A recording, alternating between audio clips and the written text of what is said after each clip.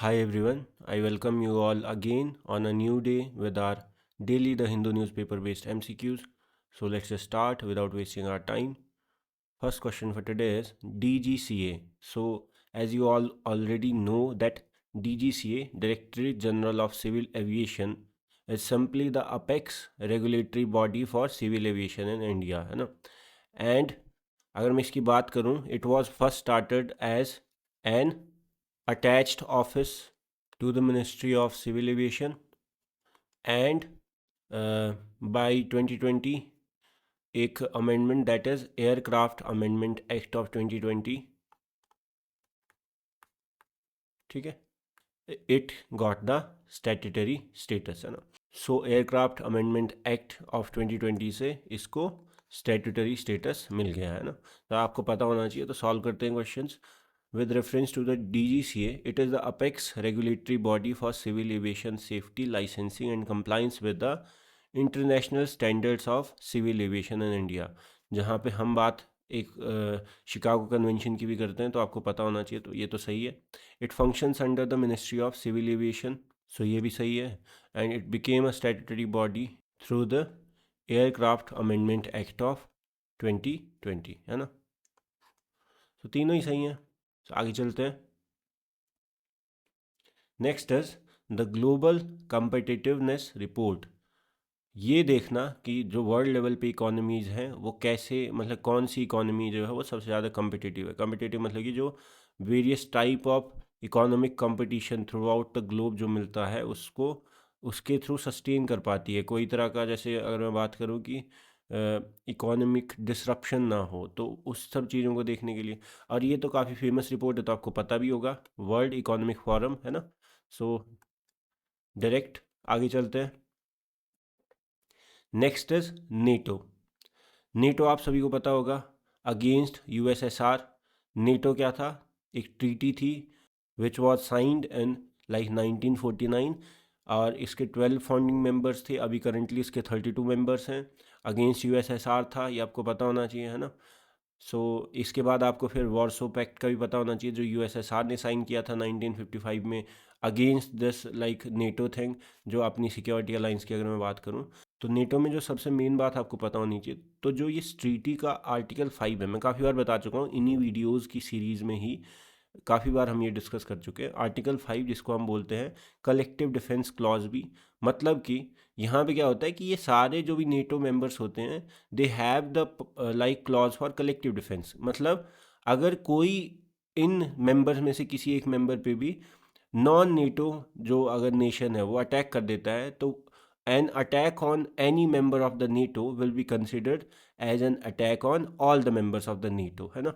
सो किसी भी एक नेटो मेंबर पे अगर अटैक होता है तो that will be considered as an attack on all the NATO members, है ना. तो this is article 5 of the NATO, that is North Atlantic Treaty Organization, है ना. तो ये आपको पता होना चाहिए, जिसमें हम बात करते हैं आर्टिकल 5 में आपका कलेक्टिव डिफेंस मैकेनिज्म, है ना. आगे चलते हैं. Next question is which of the following water bodies are connected by the Kerch Strait. देखो ये काफ़ी बेसिक सा क्वेश्चन है और मैपिंग के लिए बहुत इंपॉर्टेंट होता है और आपको पता होना चाहिए. मैंने काफ़ी बार डिस्कस कर चुका हूँ मैं इस चीज़ को. देखो, जब हम बात करते हैं यहाँ पे क्रीमियम पेनिनसुला के पास, तो जब हम बात करते हैं यहाँ पे सी ऑफ अजोब की, ठीक है, तो सी ऑफ अजोब आपका कनेक्ट होता है to Black Sea with Kerch Strait, है ना. ये मैंने आपको बताया है काफ़ी बार इन्हीं सीरीज़ में. फिर ब्लैक सी फर्दर आगे, ये तो मैंने आपको काफ़ी बार बताया ब्लैक सी के बाद का. तो ब्लैक सी के बाद यहाँ पे बॉस्फोरस स्ट्रेट होती है, ठीक है, जहाँ से वो कनेक्ट होता है Sea of Marmara, Sea of Marmara, ठीक है. और फिर उसके बाद दार्दनली स्ट्रेट, जिससे वो कनेक्ट होता है फाइनली एजियन सी, है ना, which is also a part of Mediterranean Sea, है ना, टुवर्ड्स द जॉर्जिया इस साइड के लिए, ना. सो ये आपको ऑर्डर पता होना चाहिए दैट पहले पहले आपका सी ऑफ अजोब, ठीक है. सी ऑफ अजोब से जब आप ब्लैक सी को आओगे तो कर्च स्ट्रेट, ठीक है.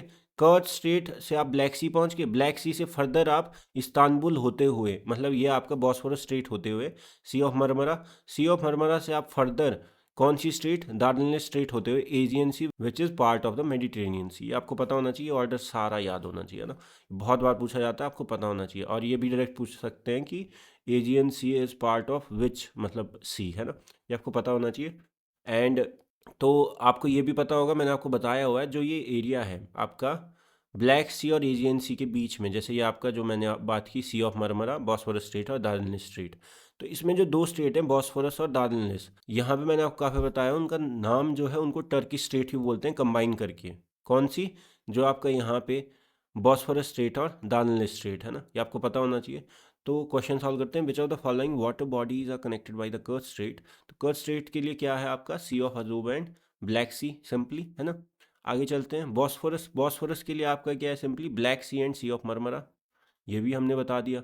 दार्जिलिंग के लिए क्या है? फिर सी ऑफ मरमरा से फाइनली एजियन सी, है ना, जो पार्ट है मेडिटेरेनियन सी का, याद होना चाहिए आपको। विद रेफरेंस टू नेटो, अभी अभी मैंने बताया नेटो वाज फाउंडेड इन 1949, बिल्कुल सही है ना। इट हैड 12 फाउंडिंग मेंबर्स, बिल्कुल सही है ना। And it's headquarters is located in the Brussels, Belgium, ये आपको डायरेक्ट पता होना चाहिए, फैक्चुअल बिल्कुल सही है। नेटो का हेडक्वार्टर कहाँ पे है? बेल्जियम, ब्रुसेल्स, है ना, आपको पता होना चाहिए, ठीक है। तो all of them are correct, है ना। तो आगे चलते हैं। With reference to Somaliland, तो जब हम बात करते हैं हॉर्न ऑफ अफ्रीका, है ना, ये आपको पता होगा, ठीक है। Eritrea, Somalia, Ethiopia land lock होती है वहाँ पे।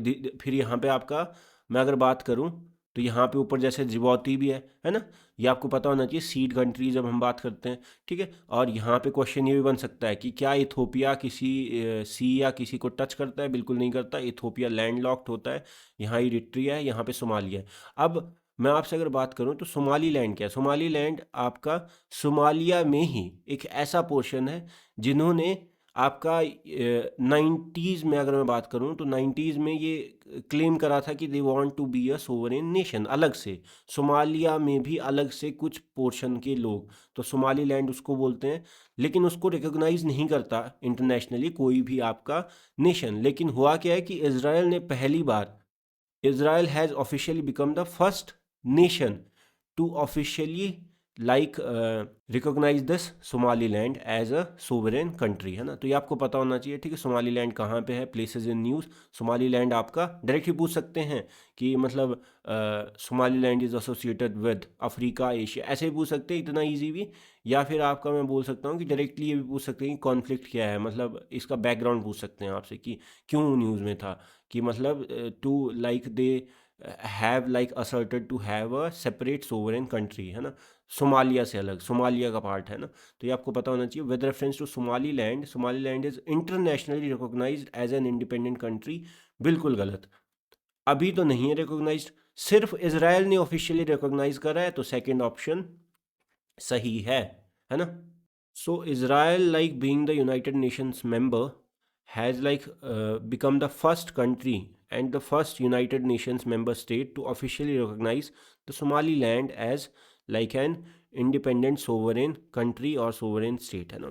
सो सेकंड ऑप्शन सही है। यहाँ पे ऑप्शन में ना कई बार हो जाता है, मतलब वो मिस टाइपिंग और कंपाइलेशन एरर की वजह से। तो ये आपका टू ओनली होना चाहिए, विच ऑफ द फॉलोइंग स्टेटमेंट्स, है ना, टू ओनली होना चाहिए। आपको ध्यान रखना है इस छोटी छोटी चीज़ों का, आपको कॉन्सेप्ट पता होना चाहिए, बाकी ये चलती रहती है mistakes. So that's all for the day. I hope you liked the video. If you liked the video, do like it, comment on it, share it, and subscribe to my channel. It will just keep me motivated to make these videos for you guys on a daily basis.